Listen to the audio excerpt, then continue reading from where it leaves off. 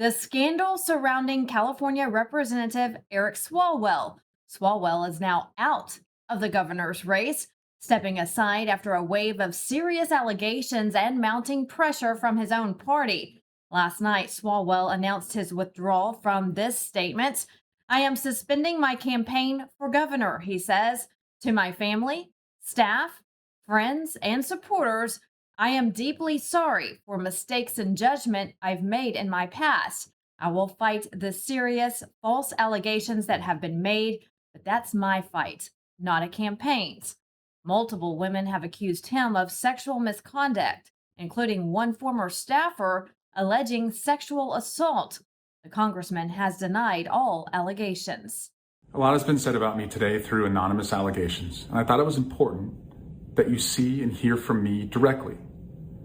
These allegations of sexual assault are flat false. They are absolutely false. They did not happen.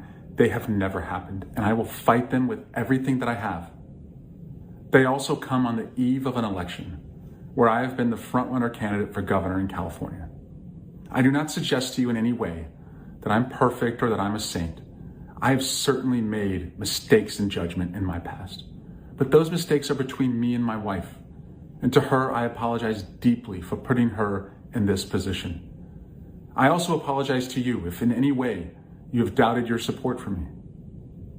But I think you know who I am.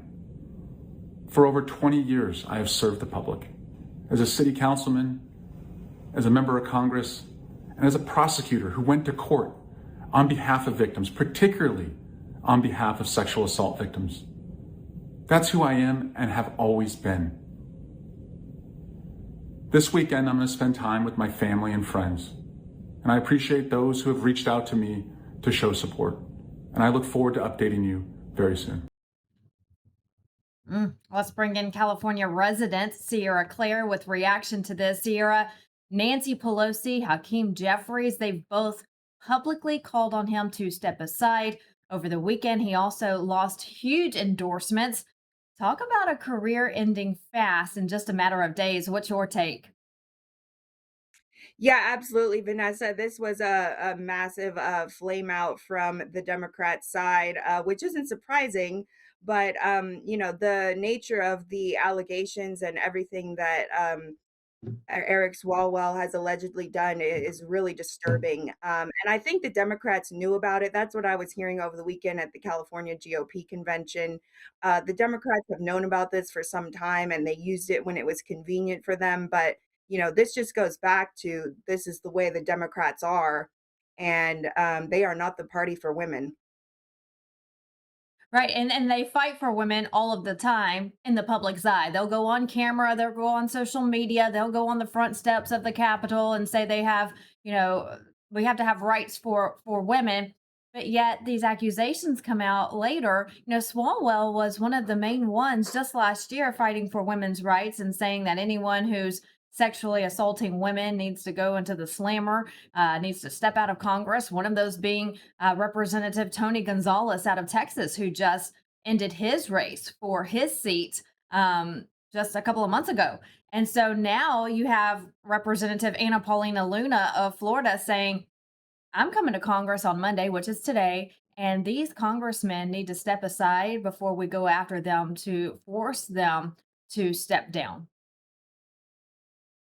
Yeah, absolutely. That they should step down. This is not the behavior that we need in Congress, who is failing the American people on many other fronts.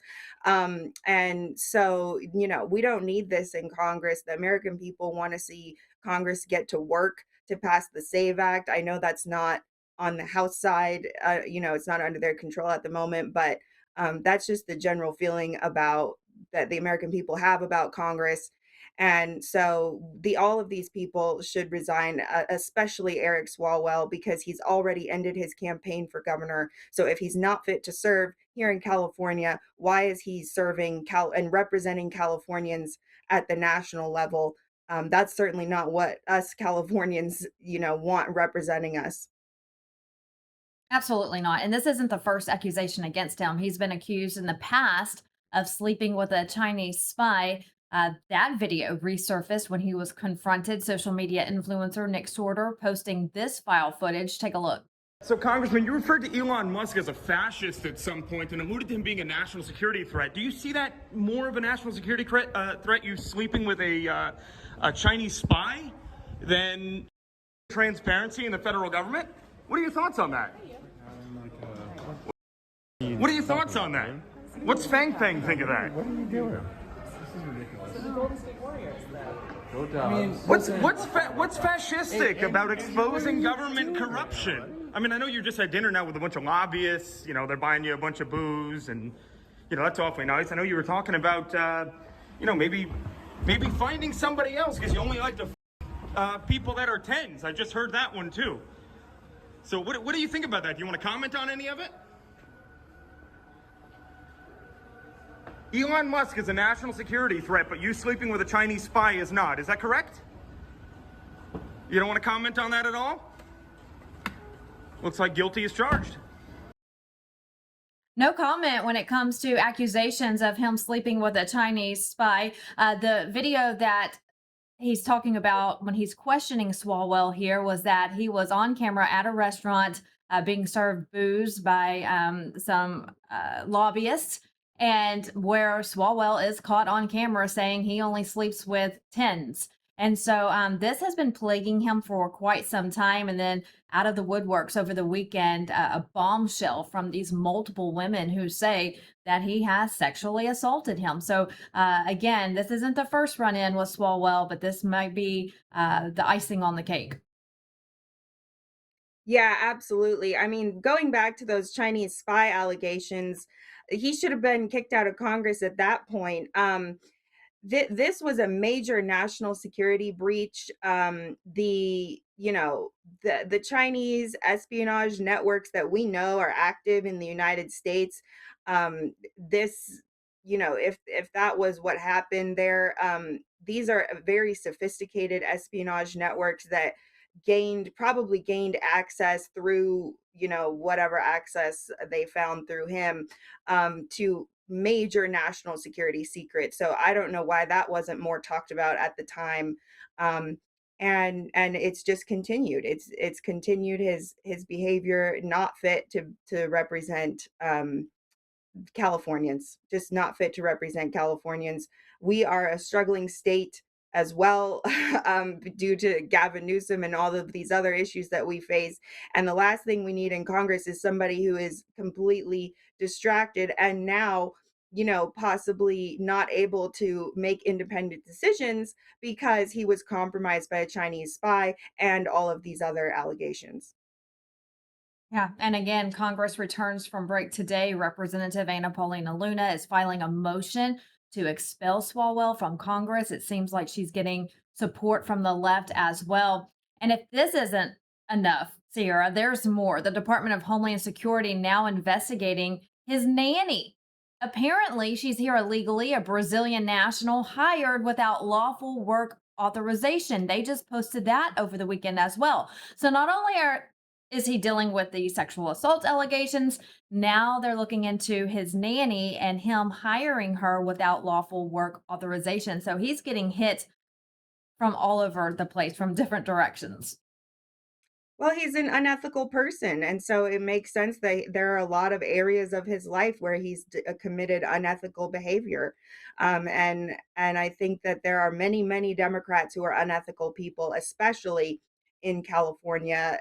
They're all, we've talked about Nancy Pelosi before, and there's even suggestions coming out now this morning that one of the other gubernatorial candidates on the Democrat side was possibly the one who had access to these victims and may have leaked this information about Swalwell. So this is just how the Democrats behave. And they are not doing their jobs representing the people. They're, trying to one up each other. They're trying to wield influence and gain power. And that's not what being a representative of the people is about. Absolutely not. And this weekend, you were there, the California GOP convention. You had a chance to speak with Steve Hilton, who is the GOP, one of the GOP candidates for governor there. He has the endorsement of President Trump. Were you able to talk to him after these allegations came out? I did hear from him, Vanessa, after the allegations came out, and he was just basically saying that it seems like there's probably going to be more intern videos or more dirt coming out on Swalwell as the weekend continued. And then we did hear from Swalwell finally that he was officially ending his campaign for governor, and Steve Hilton was calling on him to do that as well, and actually was one of the first ones to predict that Swalwell would drop out by the end of the weekend. Well, just after Swalwell dropped out, Hilton received the news when he landed. After the GOP convention got off the plane, he landed. He got the news that Swalwell dropped out, and he had this message to say from the airport. All right, it's official. Eric Swalwell, as I told you last night, has dropped out of the governor's race. We just got off the flight back from the Republican convention in San Diego and heard the news. This just goes to show that this entire Democrat machine in California, it is collapsing into corruption and sleaze and scandal and chaos. And that is why we are going to kick them out this year. I'm the leading candidate for governor, and we're going to lead California into a beautiful new golden future.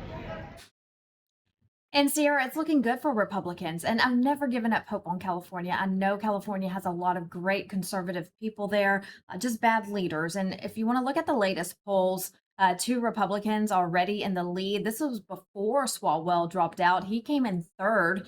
So the Democrat with the lead at the time, this was just last week, was Swalwell. So you have two top Republicans in the polls in the governor race there. What does this say about the Republican race, the Republican side, when it comes for governor? Could we see California switch? Yeah, Vanessa. I got to speak to Steve Hilton about his gubernatorial race as well. So I don't know if we have that, or I don't want to get ahead of what we have. But the race is looking very good. The California Republicans are motivated to end the Democrat one party rule. I think we have a very good chance of doing that because there are so many people across California who are finally, it took them a while, but they're finally waking up to see that we cannot just keep doing the same thing and expecting different results. We have to get different leadership, different ideas, and that's what Republicans bring. That's what Republicans offer. So we are very hopeful that we can get at least one Republican through the primary, and if we could get two on the primary and through this jungle primary, that would be even better. Who else was there? I know that you were there all weekend, and people from all over the country, not just California, were there in hopes of turning California red. Any other big takeaways from the GOP convention? Yeah, well, I would say, my interview with Steve Hilton, he was endorsed by President Trump. And so that was a very positive moment. I spoke to him about that. And he talked about, his ability to work with President Trump to turn California around, which I think is so important. And I think it's also important because President Trump is watching California. And as you said, we're not giving up on California. You aren't giving up on California, which we appreciate so much, and neither is President Trump. He's gotten involved in this race as well.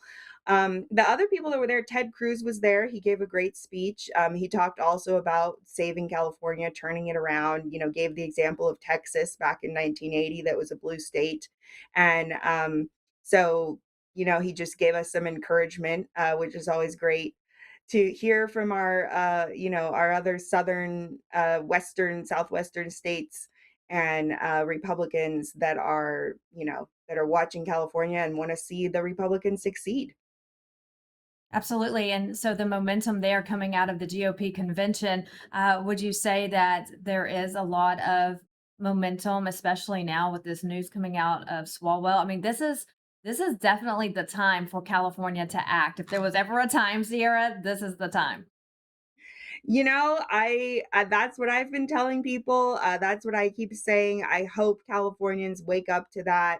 I hope we can get unified and And additionally for other candidates up and down the ballot as well, there were some great Republicans, who came out of the convention. Sonja Shaw, she's running for California State Superintendent of Schools, which is a very important position because if anything, to turn around California, we need to turn around our schools and our students and make sure that they're being taught actual facts and history and not whatever the Democrats have been doing, which has caused us to be, leading behind states like Missouri in math and reading. And in terms of the momentum and because of Swalwell dropping out, I think that there is also a lot of momentum against the other Democrats in the race. It's not a good slate of candidates from the Democrat side. You have Katie Porter, who is has her own videos that are out there on social media that just show that she's a terrible choice. And so many others on the Democrat side who are just not offering anything different, not offering anything new to Californians. And so I think Republicans hopefully are going to capitalize on that. I think it's going to be a very grassroots movement though, and we really need to go directly to the voters for this, and that'll be the way to succeed. Porter is a loose cannon. We know that. We've seen videos of her online circulating as well, and we can't have her running the state. That's for sure. You did a lot of interviews. You talked to a lot of different people. We know you have your podcast. Where can people go and watch all of your coverage from the GOP convention? Yeah, that's going to be on the 11 o'clock hour on YouTube, on my Substack, crknock.substack.com, or you can follow me on X, and I'll be posting clips and videos from throughout this weekend. As you said, I got to talk to a lot of people, so a lot of content there.